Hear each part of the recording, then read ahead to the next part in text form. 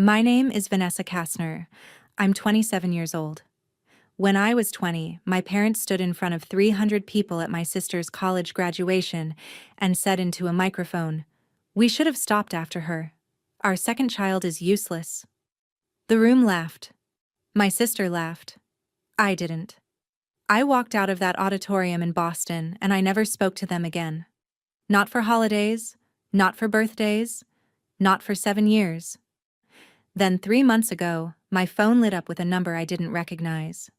"Come home. Your sister has—" They didn't finish the sentence. They didn't have to. They didn't know that I'd spent those 7 years building a life they couldn't touch. That I'd become exactly the person they said I'd never be.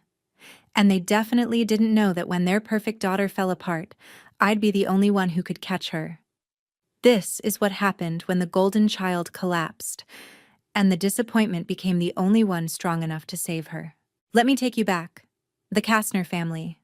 47 Maple Street, Newton, Massachusetts. White colonial. Black shutters. Lawn so perfect it looked fake. My father, an accountant. My mother, an elementary school principal. 2 daughters. From the outside, we were flawless. From the inside, we were a hierarchy. Nicole was born in 1996. I was born in 1998. 2 years apart. A lifetime of difference. Nicole made Dean's List every semester at Boston University. I kept a 3.4 GPA and worked 2 jobs to do it. Nicole was student body vice president. I was the girl who showed up to class and went home. Nicole got a $15,000 a year merit scholarship. I got $8,000 in federal loans and a rejection letter.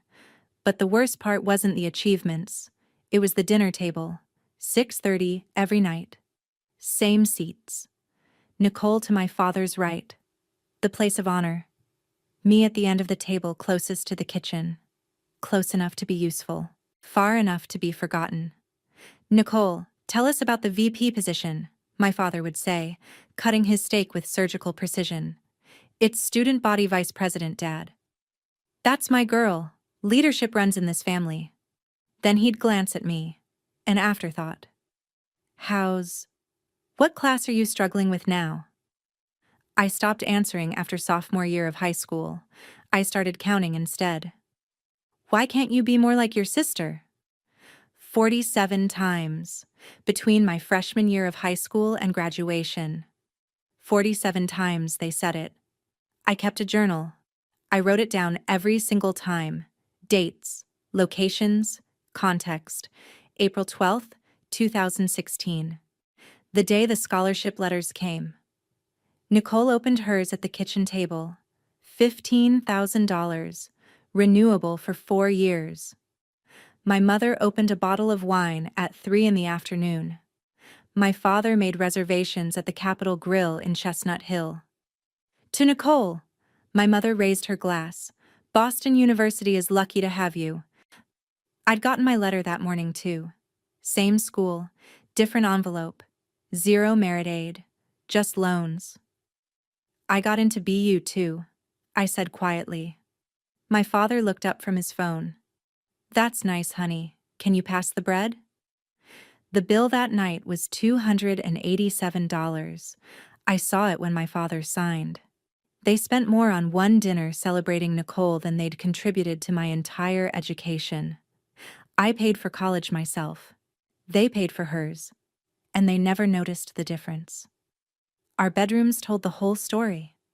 Nicole's room, 16 by 18 feet. The master bedroom, sage green walls, new paint, junior year of high school, a queen bed from Pottery Barn, a white desk that cost $600, natural light from 2 windows. My room, 9 by 10 feet. Twin bed I'd had since I was 8. A desk from a yard sale. Paint that had been chipping since middle school. One window that looked into the neighbor's fence. When I asked for a new desk sophomore year, mine was too small for my laptop and textbooks. My mother sighed. "We just spent $3,000 on Nicole's room. You'll have to wait." I waited 4 years. They never brought it up again. I learned to make myself smaller. Smaller room. Smaller dreams. Smaller expectations. I learned to be invisible in a house where I was supposed to belong. I didn't know I was practicing. Practicing for the moment they'd make me disappear completely. May 18th, 2018. I woke up at 7 a.m. in my dorm room at Boston University. I was 20 years old. Sophomore year. Almost done. Nicole was graduating that day. 4 years of perfect grades. A job offer from Bain & Company waiting. The pride of the family, walking across the stage. I bought a navy blue dress from Target 2 days before. $32. I did my own hair in the mirror. No one asked if I needed help getting ready. Downstairs, my mother was adjusting Nicole's cap. White Reformation dress. $218. I'd seen the receipt on the counter. "You look perfect," my mother said, stepping back to admire her. "Absolutely perfect." "Mom, it's just a cap." "It's not just anything. This is your day." I stood in the doorway, dressed, ready, waiting. No one looked at me. We left the house at 9:47 a.m. The drive to campus took 23 minutes. My father drove. My mother sat in front. Nicole sat behind my father. I sat behind my mother, staring out the window. Agganis Arena. Capacity 7,200. That day, maybe 2,800 people. Graduates and families packed into rows of folding chairs. The air smelled like flowers and hairspray and nervousness. My father handed me a ticket. "Vanessa, we only have 4 seats in row C. You don't mind sitting further back, do you? This is Nicole's day." He didn't wait for an answer. Row M, seat 14, 12 rows behind my family. I could see the backs of their heads. I watched them take photos with Nicole before she went backstage. I watched them laugh with other parents. I watched them not look back. Not once. The ceremony started at 11. Speeches, performances. The dean talking about bright futures and endless potential. I didn't hear most of it. I was watching my parents, waiting for them to turn around, to wave, to acknowledge I existed. They didn't. Then came the parent tributes. 5 families, chosen to come on stage and say something about their graduating child. A microphone, a spotlight, a moment to brag.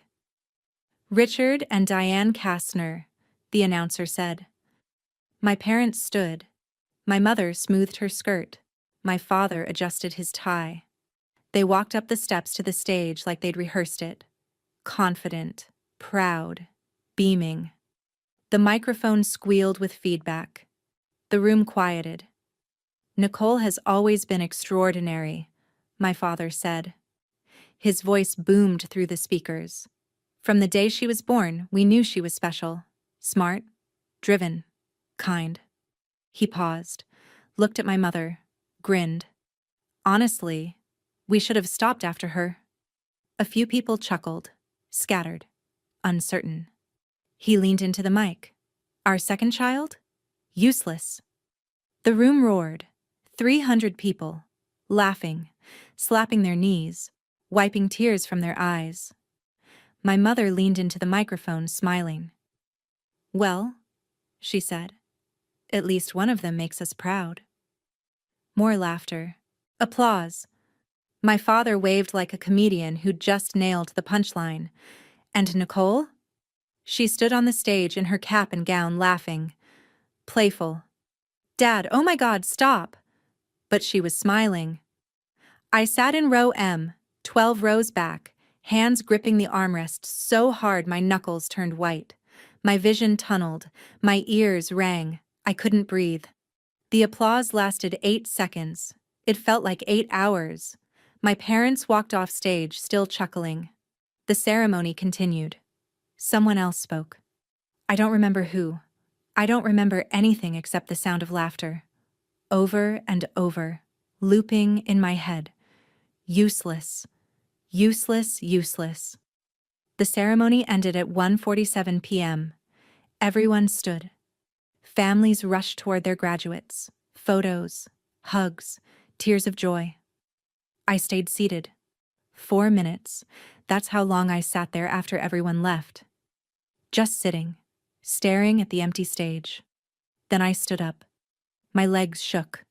I walked toward the exit, passing 12 families taking photos. No one noticed me. I made it to the parking lot. That's when I heard my mother's voice. "Vanessa, wait." I turned. She was speed-walking toward me, my father and Nicole a few steps behind. My mother looked annoyed. Not apologetic. Annoyed. "There you are," she said, slightly out of breath. "We were looking for you." I stared at her. "You humiliated me." My father laughed. Actually laughed. "Oh, come on, it was a joke, Vanessa, lighten up. You told 300 people I'm useless." "We never said that," my mother said quickly. "You said you wish I was never born." "You're being dramatic." My mother folded her arms. "Why do you always have to make everything about you? This is Nicole's day. Can't you just be happy for her?" My father checked his watch. 2:14 p.m. Level 2 of the parking garage, row F, 73 degrees and sunny. "We have reservations at 3, he said. "Are you coming to lunch or not?" Like nothing happened. Like I was the problem. Nicole walked up. I looked at her, hoping. One word of defense. One acknowledgement that what they'd said was cruel. "Hey." She touched my arm. "You okay? Am I okay?" My voice cracked. "Nicole, they just—" I know. Dad's jokes are a lot. But come on, V. You know how they are. They didn't mean it. They told everyone I shouldn't exist. That's not what they said. That's exactly what they said." She sighed. "Look, I'm sorry you're upset. But this is my graduation. Can we not do this right now?" "Do what? Stand up for myself? Be so sensitive." She pulled her hand back. "It was a joke. Let it go." That's when I knew. She wasn't going to defend me. She never had. I was alone. I'd always been alone. "I'm not coming to lunch," I said. My father shrugged. "Suit yourself." My mother scoffed. "Vanessa, don't be childish." "I'm not being childish. I'm done." "Done with what?" "This. You. All of it." My mother laughed. "Oh, stop being dramatic. We'll see you at home later." They walked away. Nicole looked back. Once. Just once. Then she followed them. I stood in the parking lot. Alone. I drove back to my dorm. 4.2 miles. 14 minutes. My roommate had gone home for the summer. I sat on my bed and cried for 3 hours straight. At 6:13 p.m., my phone buzzed. My cousin Jessica. "Hey, are you okay? That was really rough." She was the only one. The only person in my entire family who saw what happened and cared. I didn't respond. I was too busy blocking everyone else. I blocked my mother first. Her cell, her email. Then my father. Then Nicole. Each one felt like pressing a bruise. But I didn't stop. I blocked aunts, uncles, cousins who'd sat in that arena and laughed.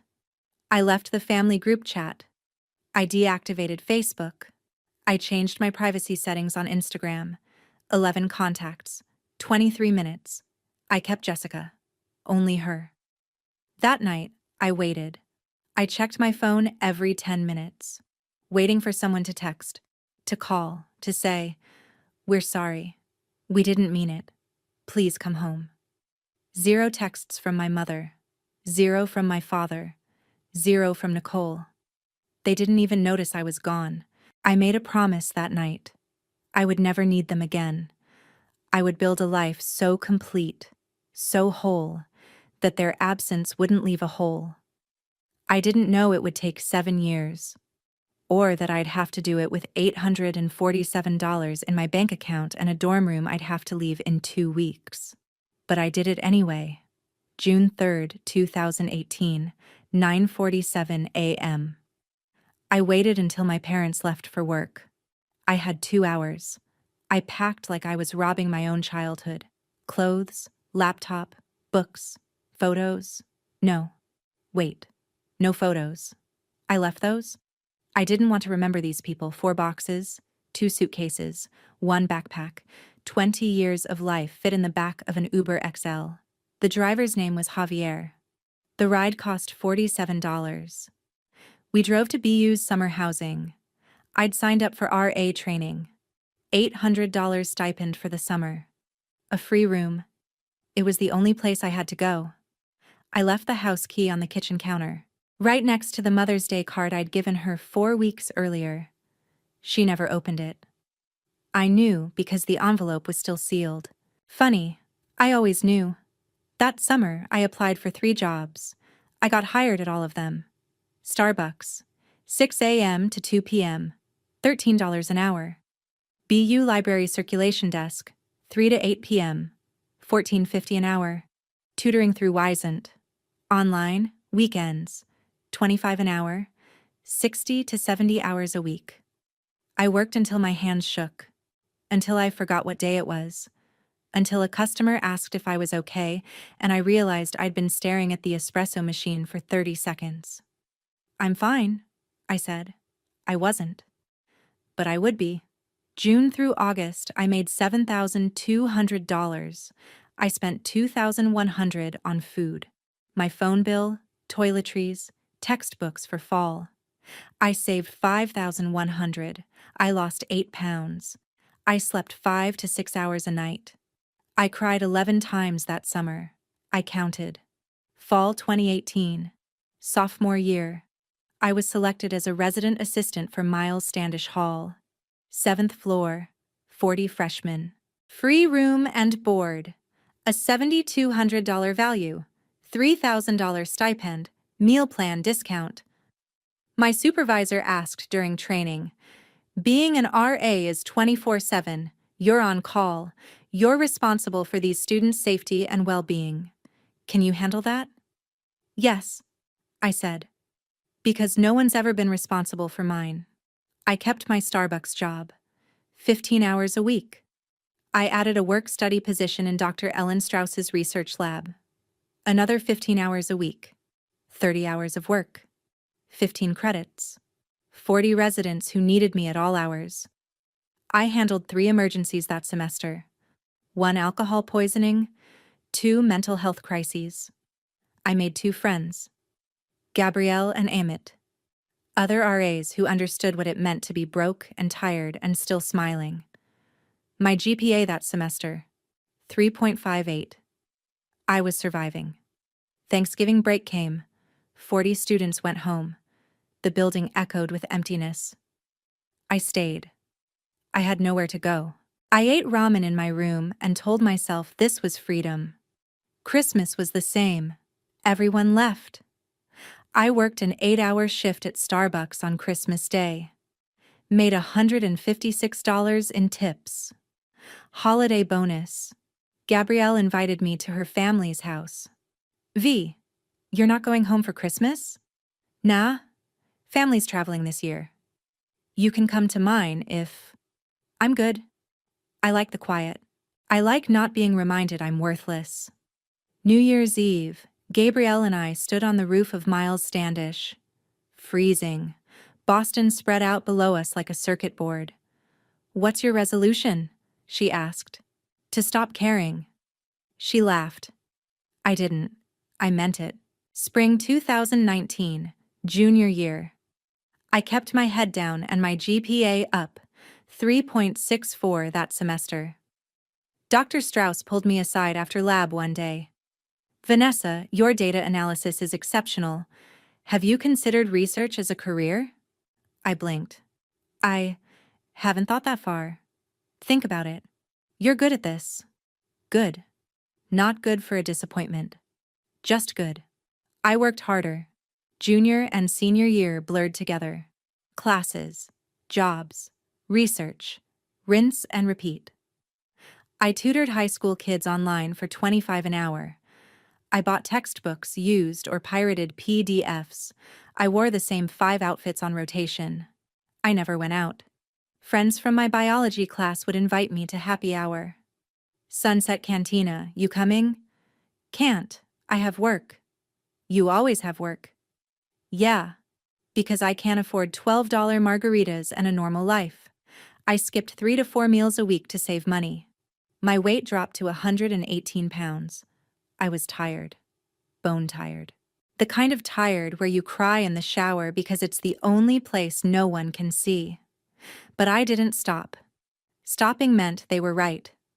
By the time I graduated, I'd borrowed $38,000 in federal loans. My parents had contributed zero. Spring 2020. COVID-19 hit March 12th. Campus closed. I moved to a cheap sublet in Alston.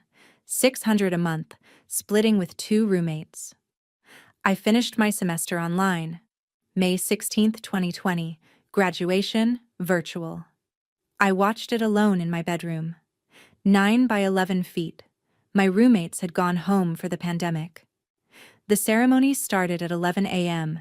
I sat on my bed with my laptop open. The dean called my name. Vanessa Kastner, Bachelor of Science in Biology, cum laude. Pre-recorded applause played through my speakers. I clapped for myself. Once, twice, then I stopped. I cried from 11:34 a.m. to 12:15 p.m. 4 people texted me congratulations. Gabrielle, Amit, Dr. Strauss, Jessica. 0 texts from my family. They didn't know I'd graduated. I never told them. And they never asked. I was proud, though. For the first time in my life, I was proud of myself. And that had to be enough. June 2020. I started my first real job. Research assistant at Massachusetts General Hospital, Department of Neurology, $42,000 a year. My first paycheck after taxes, $2,453. I cried when I saw it. I rented a studio apartment in Alston, 47 Linden Street, Unit 3B, 380 square feet, $1,400 a month. I furnished it with IKEA and Craigslist finds, $1,200 budget total. August 2020, I started therapy. Dr. Ramos, $40 a session with insurance, every Wednesday at 2 p.m., first session. What brings you here? I don't know how to be happy. Tell me more. I'm successful now. I have a job. I'm independent. But I feel empty.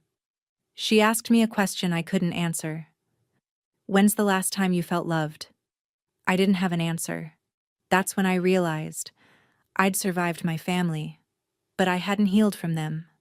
The months blurred. Work, therapy, groceries, laundry, repeat. I made friends at the hospital. Sarah from patient recruitment, Dev from data analysis, Monica from the lab, James from admin. We got lunch sometimes. We complained about our bosses. Normal things. I was learning how to be normal. January 2022. Promotion. Clinical Research Coordinator. $58,000 a year. I moved to a better apartment in Cambridge. 710 square feet. 1 bedroom, hardwood floors, natural light. $2,100 a month. I bought new furniture for the first time in my life. A real couch. A real bed. I felt rich. I wasn't. But I felt like it. Sarah asked me one day at lunch, "You never talk about your family." Not much to say. Come on. Everyone has family drama. Mine's complicated. Complicated how? The kind where you don't talk for 7 years. She didn't push. I was grateful. Holidays were still hard. Thanksgiving. Christmas. Everyone asked what I was doing. I said I was working. Volunteer shifts. Holiday pay. Truth. I was avoiding the questions. 2023. I got a raise. 62,500. 2024. Another promotion. Senior Clinical Research Coordinator. 68,000. I had a savings account. $12,000. I paid my student loans down to $21,000. I joined a yoga class. A book club. I went on dates. Nothing serious. I had trust issues. One guy, Ethan, 29. Architect. We dated for 3 months. Casual. He said one night over dinner, "You're hard to read sometimes." What do you mean? Like there's a part of you I can't access. A wall. Maybe I just like my privacy. Or maybe you're afraid to let anyone in. He wasn't wrong. We broke up in January 2025. Amicable. Timing wasn't right. By February 2025, my life looked like this. Stable job. Good apartment. Friend group. Hobbies. Therapy every other week now. Maintenance mode. I was okay. Better than okay. Sometimes I forgot about my family for days at a time. Sometimes I saw a happy family at brunch and felt a dull ache in my chest. But it passed. I'd built a life without them. I thought I was done. Then my phone buzzed. February 11th, 2025. 9:47 p.m. I was in my kitchen making chamomile tea. My apartment in Cambridge. Quiet. Safe. Mine. My phone was on the counter. It buzzed. Unknown number. 617 area code. I almost didn't answer. I thought it might be a work emergency. A patient crisis. Something urgent. I picked up. Hello? Silence. Then a voice I hadn't heard in 6 years, 8 months, and 24 days. Vanessa, it's your mother. My heart stopped. 8 seconds of silence. How did you get this number? Her voice was shaky, older, desperate. I looked it up. Online. Please don't hang up. I should have. My finger hovered over the red button, but I didn't press it. Curiosity. Anger. Some sick need to hear what could possibly make her call after almost 7 years. What do you want? I said. It's about Nicole. She's not well, Vanessa. We need you. I felt my jaw tighten. You need me? After 7 years? I know we haven't spoken. I know it's been a long time, but this is serious. Your sister, she started crying. She's in trouble. Real trouble. What kind of trouble? She lost her job. 4 months ago. She won't leave her apartment. She won't talk to us. We found things. Pills. Needles. Vanessa, My throat closed. She's what? She's sick. And she won't let us help her. But maybe she'll listen to you. I laughed. Bitter. Sharp. Why would she listen to me? You made sure she knew I was useless, remember? My mother inhaled sharply. That's not fair. No. What's not fair is you calling me after 7 years because you need something. 3 minutes, 12 seconds into the call. My hands were shaking. My tea had gone cold. My mother was crying, but not apologizing. She hadn't said sorry, not once, not for the graduation, not for the joke, not for anything. What do you want from me? I asked. Just come home, please, just talk to her. I need to think. I hung up. 10:03 p.m. A text. Come home. Your sister We need you. Please. I stared at it for 23 minutes. I started typing 7 times, deleted it every time. I didn't respond. I didn't sleep that night. 2:18 a.m. Another text. Please, Vanessa, she's your sister. 4:03 a.m. Another. We're begging you. They were begging. The people who said I was useless were begging, and I hated that I was even considering it. February 12th. I called in sick to work. I sat in my apartment, staring at my phone, at the ceiling, at nothing. I Googled things. How to help family member with addiction. Setting boundaries with toxic parents. Do I owe my family anything? The articles all said the same thing. You don't owe anyone who hurt you. But they also said, addiction is a disease. People need help. 10:31 a.m. I called my mother back. Tell me everything, I said. And don't lie. She exhaled, long and shaky. Nicole graduated top of her class, got a job at Bain & Company, consulting. She was doing so well. Then, 2022. March. She was in a car accident, rear-ended on Storrow Drive. Hurt her back. Whiplash. Herniated disc. They prescribed painkillers. Oxycodone. She took them as directed. But then the prescription ran out, and she was still in pain. Or she said she was. She started doctor shopping. We didn't know. Not until last year. We thought we could handle it. Monitor her. But she didn't stop. She got worse. She lost her job in December. Stopped answering our calls. We went to her apartment 2 weeks ago, and it was...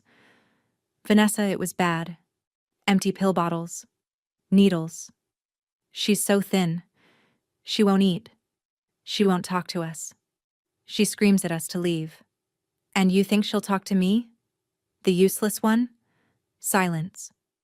That's what you called me, I said quietly. 7 years ago.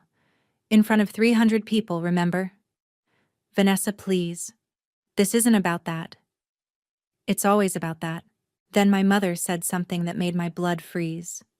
We need to understand how this happened. And we thought maybe you'd talk to her. Maybe she reached out to you and... Are you accusing me? No. No, You think I had something to do with this? We don't know what happened. We don't understand. And we thought... I haven't spoken to Nicole in 7 years. 7. Because you made it clear I wasn't part of this family. We never said that. You said I was useless. On a microphone. You say you should have stopped after her. What the fuck do you think that means? We were joking. Stop saying it was a joke. Heavy breathing. Mine. Hers. Will you come or not?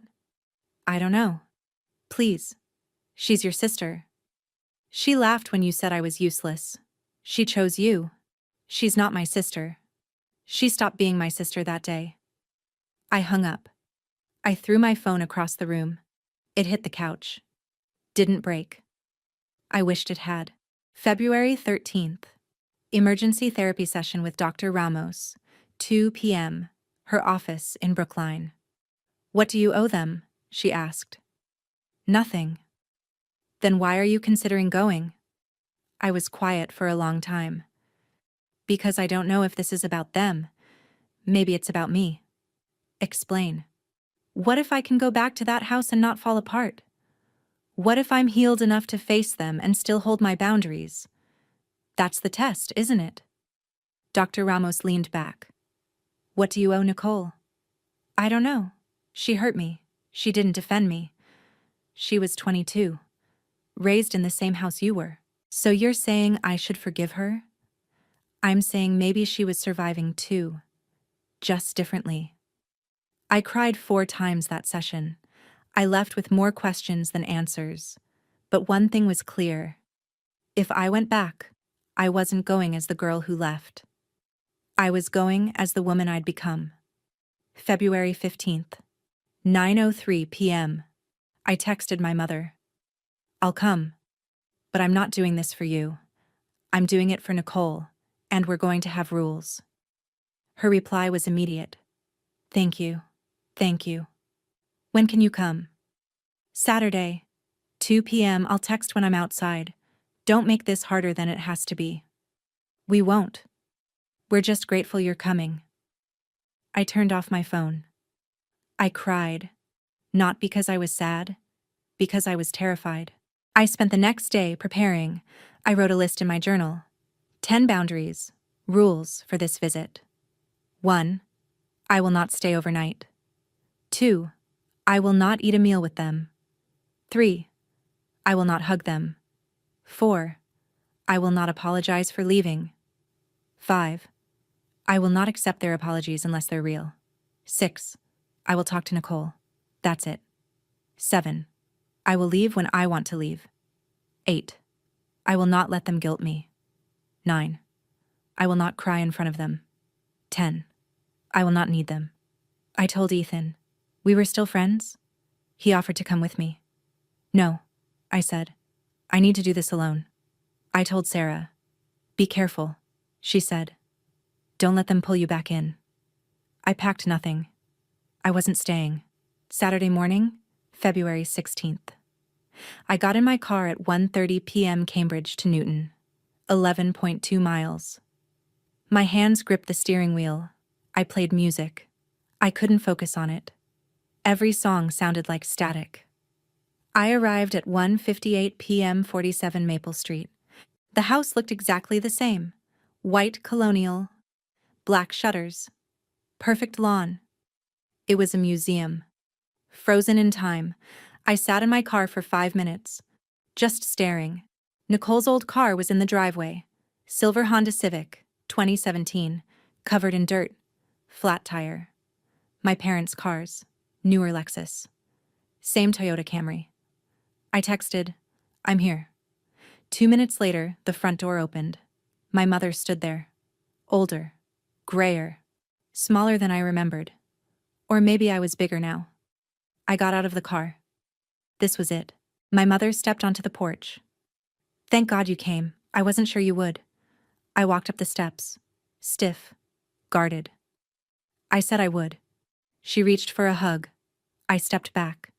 Her hands dropped. Can I get you something? Water? Coffee? No. Where's Nicole? Upstairs. In her room. She doesn't know you're coming. You didn't tell her?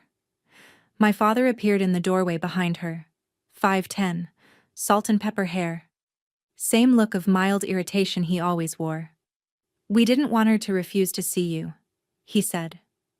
I walked past them into the house. It smelled the same. Vanilla candles, coffee, the scent of my childhood. The living room hadn't changed. Same beige couch, same coffee table, same photos on the mantel. I counted them while my father closed the door. 12 photos, all of Nicole. Graduation, birthdays, vacations, awards. 0 photos of me. Not even from before. They'd erased me completely. I sat on the couch. I didn't relax. My father sat in his armchair. My mother perched on the edge of the love seat. Before I go upstairs, I said, I need to know everything. My mother folded her hands. We told you on the phone. Tell me again. All of it. She exhaled. My father looked uncomfortable. Nicole graduated in 2018. She got a job at Bain & Company, consulting. The hours were brutal. 70, 80 hours a week. But she was managing. Then in March of 2022, she was in a car accident, rear-ended on Storrow Drive. 5:47 p.m. eastbound. Someone hit her at a red light. Whiplash, herniated disc in her lower back. L4 to L5. I didn't interrupt, I just listened. The doctor prescribed oxycodone, 30 milligrams, twice a day, for 30 days. She took it as directed, but when the prescription ended, she was still in pain. Or, she said she was. She went to another doctor, got another prescription, then another. Doctor shopping, I said. My father shifted in his chair. She's not an addict, she's in pain. I looked at him.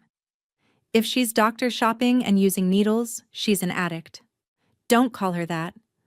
What do you want me to call it? My mother jumped in. We found out in the summer of 2023. We confronted her. She denied it. We thought if we just monitored her, she'd stop. But she got worse. She lost her job in December. December 18th. They fired her for missing meetings. For erratic behavior. And you're just now getting her help? She won't listen to us. My mother's voice cracked. She screams. She throws things. Last week she locked herself in her apartment for 3 days. We had to get the landlord to open the door. It was... Vanessa, it was horrifying. Pill bottles everywhere. Needles. She's so thin. She won't eat. She just... Where does she live? Back Bay. A studio. $2,100 a month. We're paying for it. Of course they were. My father leaned forward. We need to ask you something, and we need you to be honest. I knew what was coming. Did you talk to her? He asked. At any point in the last few years? No. Did she try to contact you? No. Why? My mother and father exchanged a look. We found emails, my father said slowly. Drafts. On her computer. To you. From 2023. She never sent them. But we thought maybe she did. And maybe you knew. And maybe... I stood up. Are you serious right now? We just want to understand. You think I knew she was struggling and I ignored her? You think I'm that cruel? We're not saying that. Yes, you are. You're blaming me. For something I didn't even know about. Just like you blamed me for not being Nicole. For not being perfect. For existing. You're still doing it. My father stood. That's not what we're saying. Then what are you saying? Silence. I grabbed my keys off the coffee table. I'm going upstairs. Where is she? My mother pointed toward the stairs. Second floor. End of the hall. Of course, the master bedroom. Even in her collapse, Nicole got the best room. I climbed the stairs alone. 14 steps. Same carpet. Same family photos on the wall. Nicole at age 5, age 10, age 16, age 22. 0 photos of me. I reached the end of the hall. The door was closed. I could hear faint sounds. A TV maybe? Or music. I knocked 3 times. No answer. I knocked again. A voice from inside. Hoarse. Angry. Go away. Nicole, it's me. Vanessa? Yeah. What are you doing here? Mom called me. Can I come in? A bitter laugh. Muffled. Mom called you. Of course she did. No, you can't come in. I drove here to see you. I'm not leaving until we talk. Then you're gonna be standing there a long time. I pressed my forehead against the door. Nicole, please. I'm not here for them. I'm here for you. Long pause. 30 seconds. Footsteps. The door unlocked. Opened 3 inches. A chain still on. One eye appeared in the gap. Bloodshot. Dark circles so deep they look like bruises. You look different, she said. So do you. She unlocked the chain. The door opened. I stepped inside. The room was a disaster. Curtains drawn. Dark except for a single lamp. Clothes piled in the corner. Takeout containers scattered across the floor. Empty pill bottles on the nightstand. 4 of them. Different pharmacies. The smell hit me. Stale, unwashed, faintly chemical, and Nicole. She looked like a ghost. 5'6", maybe 108 pounds. She used to be 140. Her hair was greasy, pulled back in a bun. Gray BU hoodie, black sweatpants, no socks. Skin pale, eyes hollow. This was Nicole. Perfect Nicole. Dean's List. Nicole. The girl who never had a hair out of place, and now she was this. A shell. I wanted to say something. Anything, but words felt wrong. I sat on the floor. Not the bed. The floor. She watched me. Then she sat too. They called you, she said finally. Flat. Emotionless. Yeah. I didn't ask them to. I know. More silence. Then Nicole started crying. Quietly at first. Then harder. Her shoulders shook. Her hands covered her face. It was the first time I'd seen her cry since we were kids. I didn't move. I just let her. I didn't want you to see me like this, she said through tears. Like what? Like this. A mess. A failure. Everything they said you were. I'm the one who's useless now. You're not useless. She laughed bitterly. Yes, I am. I lost my job. I lost my apartment. Well, they're paying for it. So it's not even mine. I lost everything. I'm exactly what they said you were. And I deserve it. Why do you deserve it? She looked at me. Really looked at me. For the first time in 7 years. Because I let them say it. I laughed. I stood there at my graduation and I laughed when they destroyed you. And I never said sorry. Not once. Not in 7 years. My throat tightened. I'm sorry, she whispered. I'm sorry I didn't defend you. I'm sorry I was a coward. I didn't respond. I couldn't. She wiped her face with her sleeve. Do you know what it's like being the favorite? No. It's a cage. A beautiful, perfect cage. Every A had to be an A+. Every award had to be bigger. Every choice had to be right. And if I failed, if I got a B, if I didn't make the team, if I chose the wrong internship, it was the end of the world. Not for me. For them. I had to be perfect. Always. So you did everything they wanted. I didn't have a choice. You got to be the disappointment. You got to fail, and it didn't matter because they expected it. But me? I had to be perfect. And I was so fucking tired. So you took the pills? She nodded. The accident was real. March 14th, 2022. 5:47 p.m. Rear-ended on Storo. The pain was real. The doctor gave me Oxy, 30 milligrams, twice a day. And for the first time in my life, I felt nothing. No pressure, no anxiety, no voice in my head saying I wasn't good enough. Just quiet. So I kept taking them, even when the pain stopped. Because I needed the quiet more than I needed to be okay. She pulled out her phone, cracked screen, opened her email drafts. I tried to reach you 2 years ago. I never got anything. I know, it bounced back. She showed me her phone, an email. September 14th, 2023, 11:34 p.m. Subject: I need help. Vanessa, I know you hate me. I know I don't deserve your help. But I don't know who else to ask.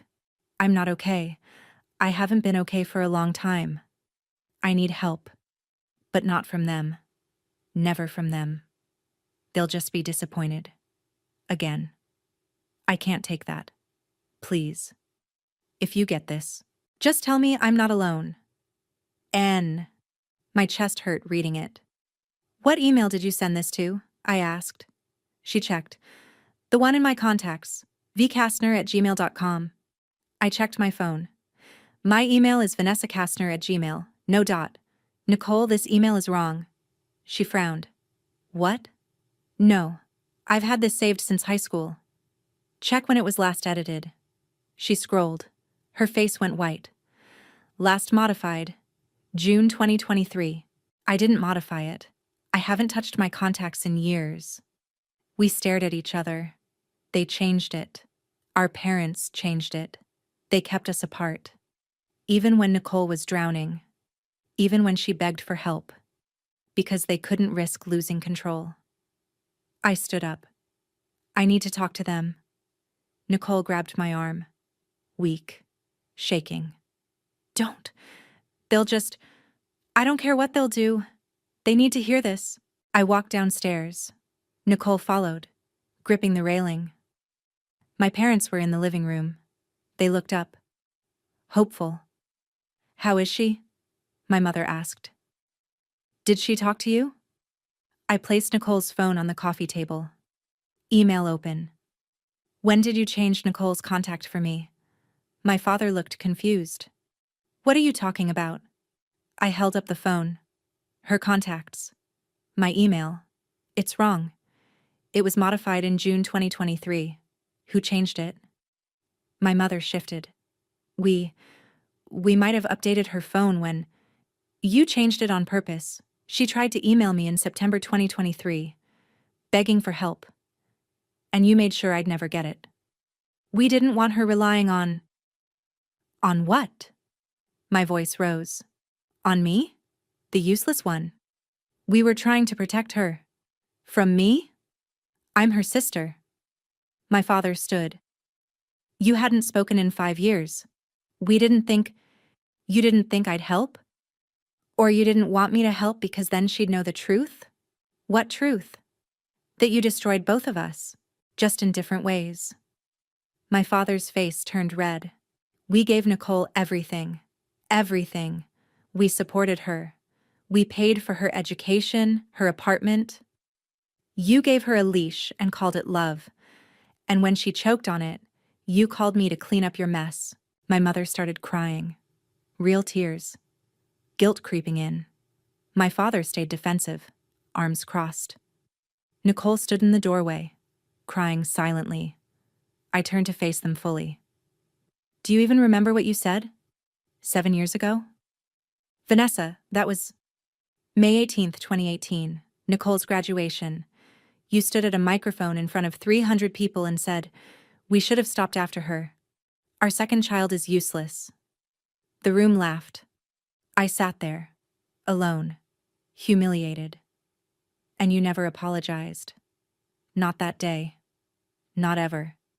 My mother sobbed into her hands. It was a joke. Stop saying it was a joke. Jokes are funny. That was cruel. That was you telling the world, and me, that I didn't matter. That I was a mistake. Do you have any idea what that did to me? My father sat down. You seem fine now. I laughed. Bitter. Empty. Fine? I spent 2 years in therapy learning how to believe I wasn't useless. I worked 3 jobs to put myself through college because you only paid for Nicole. I spent every holiday alone because I couldn't stand being in this house. I'm not fine. I'm surviving. Despite you. Nicole spoke from the doorway. Quiet. She's right, Dad. My father turned. Nicole, you don't understand. I understand perfectly. You didn't get me help when you found out. You hid it. You told people I was taking time off to travel. You made me lie. Because you cared more about what they thought than about me getting better. My mother reached for her. That's not true. Nicole stepped back. You didn't call a doctor. You called Vanessa because you thought she'd fix it quietly. You didn't want me to get better. You wanted the problem to go away. I looked at my parents. Both of them trapped. Exposed. Here's what's going to happen, I said. I'm going to help Nicole find a treatment center. A real one. Residential. 90 days minimum. Evidence-based. Medical detox. Therapy. My father started to speak. You will pay for it. Every cent. That's not a question. But you won't choose the facility. I will. You won't visit unless she asks. You won't call and ask for updates. You won't interfere. You'll write the check and stay out of the way. We're her parents. You're the people who broke her. And me. So no. You don't get to be involved. Not unless she wants you. I looked at Nicole. She shook her head. No. There's your answer. My mother stood. What about us? What about our family? I picked up my keys. There is no our family. There never was. There was you two. There was Nicole. And there was me. Separate. Always separate. And I'm done pretending otherwise. Vanessa, please. I'll email you the treatment center details and costs within 3 days. Have your credit card ready. My mother reached for me. I stepped back. No, I'm not doing this for you. I'm doing this because Nicole deserves a chance to survive what you did to her. Just like I did. I walked out. February 17th through 19th. I researched treatment centers.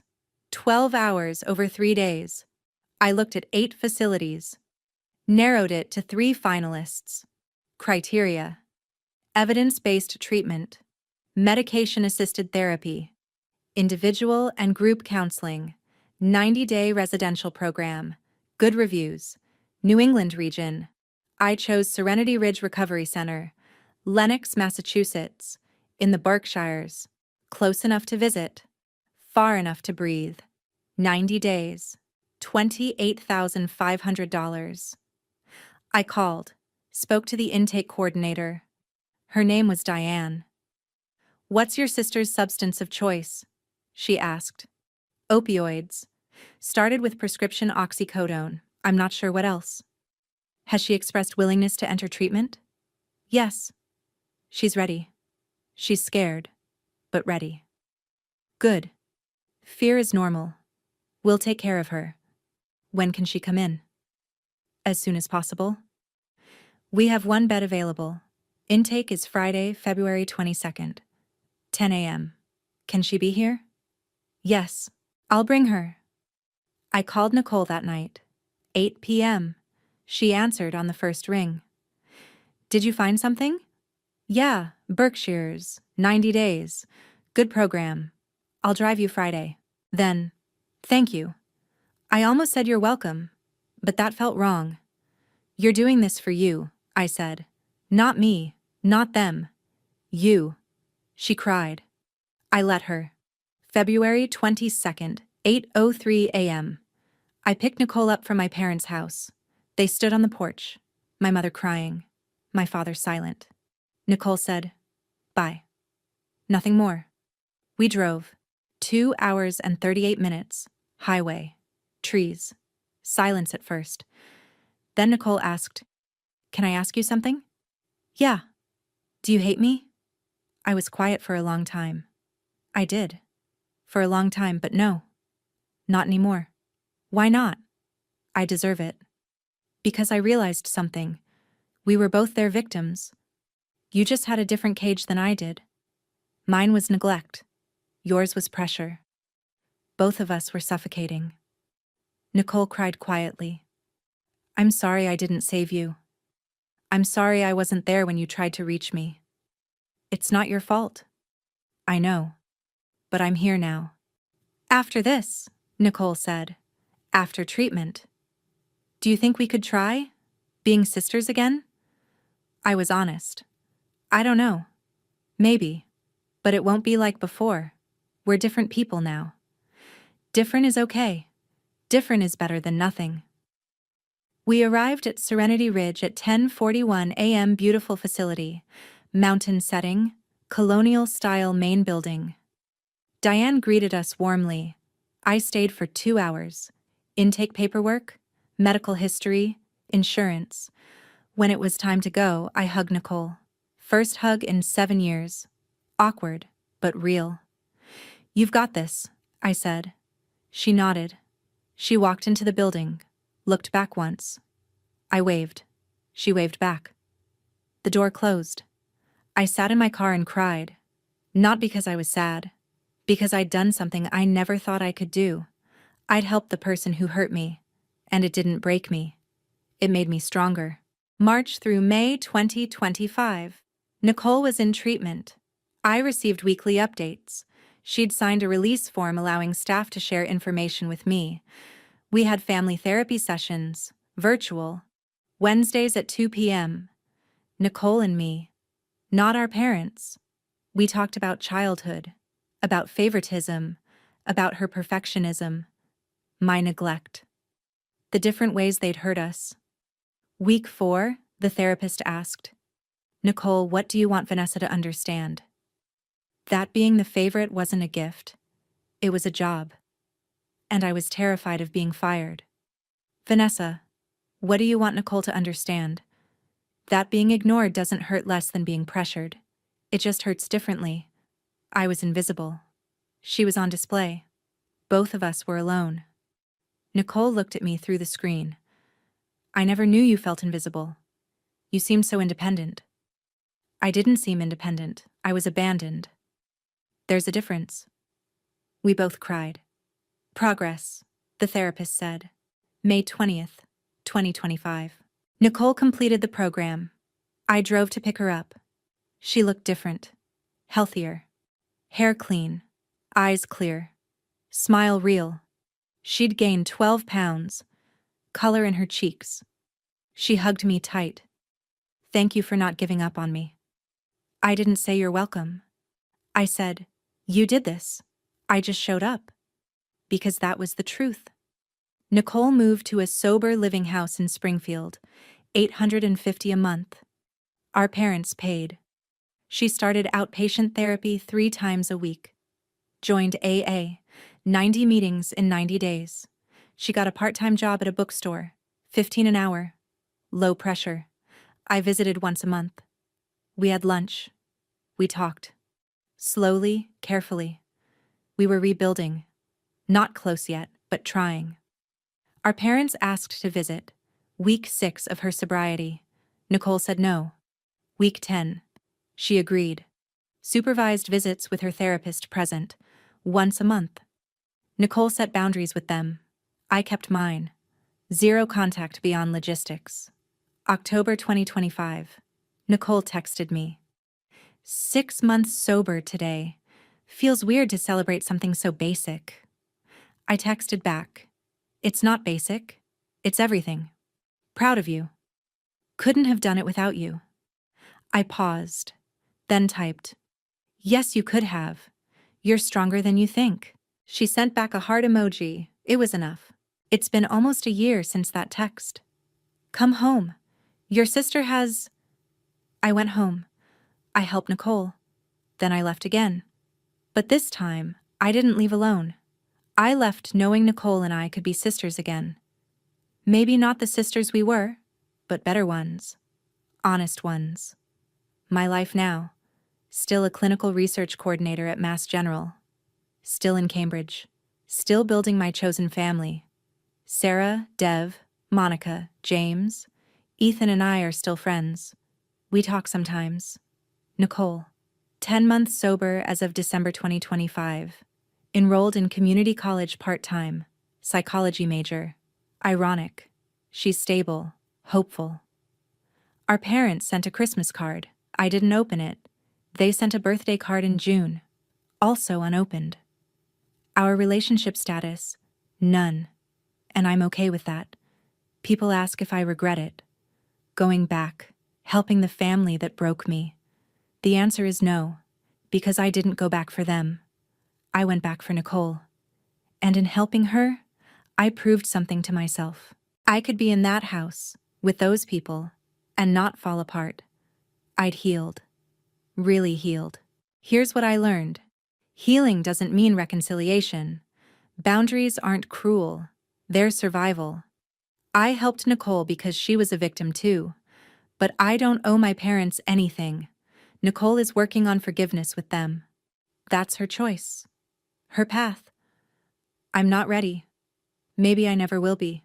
And that's okay. If you've made it this far, thank you for listening. If this story resonated with you, if you've ever been the useless one, the forgotten one, the one who had to prove your worth to people who should have seen it from the start, leave a comment. Tell me, what was your graduation moment? The moment you realized you had to save yourself? And if you're struggling with family addiction, boundaries, or healing from favoritism, know this. You don't owe anyone your peace, not even family, especially not family. Thumbs up if you support healthy boundaries. Subscribe if you want more stories about breaking cycles. Here's my final question, and I don't have the answer. Maybe you do. Did I do the right thing? Should I have let Nicole hit rock bottom alone? Should I forgive my parents for the sake of peace? I don't know. Maybe there are no right answers, just choices and consequences, and the hope, the fragile, stubborn hope, that we can be better than the people who raised us, that we can break the cycles, that we can choose love over legacy. I'm trying. Nicole's trying. Maybe that's enough. My name is Vanessa Kastner. I'm 27 years old, and I'm not useless. I never was.